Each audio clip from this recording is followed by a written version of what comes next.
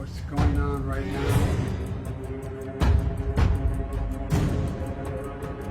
Cease fire deal को लेकर बड़ा सस्पेंस। נתמיד בזה עד שמשהו. ראינו כרגע עובדה מדויקת. नेतन्याहू को इस्तीफे की मिल गई धमकी। אני קורא לחברים, השר בצלאל סמוטריץ' गाजा युद्ध रुका तो इस्तीफा दे दूंगा। बहुत बुरे फंस गए Israeli PM Netanyahu. Israel Hamas के बीच एक सीज फायर डील को लेकर चर्चा जोरों पर है। ऐसी खबर है कि किसी भी वक्त 1.5 सालों से जारी गाजा युद्ध रुक सकता है। दोनों ही खेमे अपने पूरे दांव पेच लगाकर अपने अपने पक्ष में सीज फायर डील को करने की जदोजहद में हैं।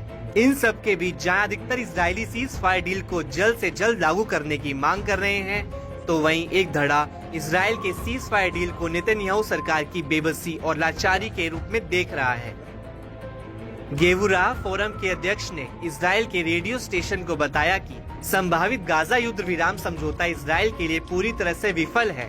जो समझौता उभर रहा है वह पूरी तरह से जीत नहीं बल्कि पूरी तरह से विफल होगा। जिस इरादे के साथ इजरायली पीएम गाजा में हमास के खिलाफ युद्ध लड़ने के लिए उतरे थे, उसकी अब कोई भी बात नहीं कर रहा है। खुद नेतन्याहू इस मामले पर चुप्पी साधे हुए हैं। वहीं हमास के हमलों में मारे गए गोलानी ब्रिगेड के 91वीं बटालियन के प्लाटून कमांडर लेफ्टिनेंट के पिता ने भी इजराइल और हमास के बीच सीज फायर डील का विरोध किया है। उन्होंने कहा कि इजरायली पीएम को इससे पहले कभी इतना बेसहारा और कमजोर नहीं देखा जितना वे अब हमास के सामने हो गए हैं। माना जा रहा है कि नेतन्याहू अब अमेरिका के नवनिर्वाचित राष्ट्रपति डोनाल्ड ट्रंप का सामना नहीं कर सकते हैं। नेतन्याहू शायद ट्रंप के दबाव में झुक गए हैं।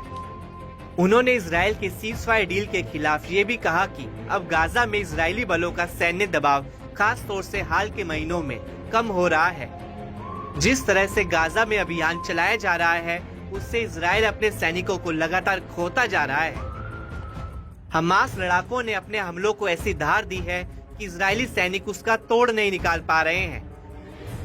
गाजा में हो रहे इजराइल के नए नुकसान पर पीएम नेतन्याहू और सैन्य मामलों के नए मंत्री इन चीजों को जारी रहने दे रहे हैं। सैन्य नेतृत्व में किसी भी तरह का हेरफेर नहीं कर रहे हैं। इन सब के बीच इजराइल के कई मंत्री भी सीज फायर डील को लेकर अब अपनी नाराजगी जताने लगे हैं। इस कड़ी में इजरायली मंत्री इतमार बेन गवीर ने वित्त मंत्री बेजेल स्मोट्रिच से यहाँ तक कह दिया कि यदि गाजा में युद्ध विराम समझौता लागू हो जाता है तो वह उनके साथ इस्तीफा दे दें।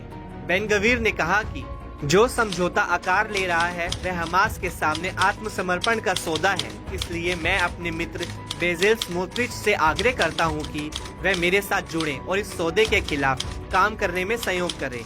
मेरी यहूदी पावर पार्टी के पास अकेले इस सौदे को रोकने की शक्ति नहीं है, लेकिन साथ मिलकर ये संभव है।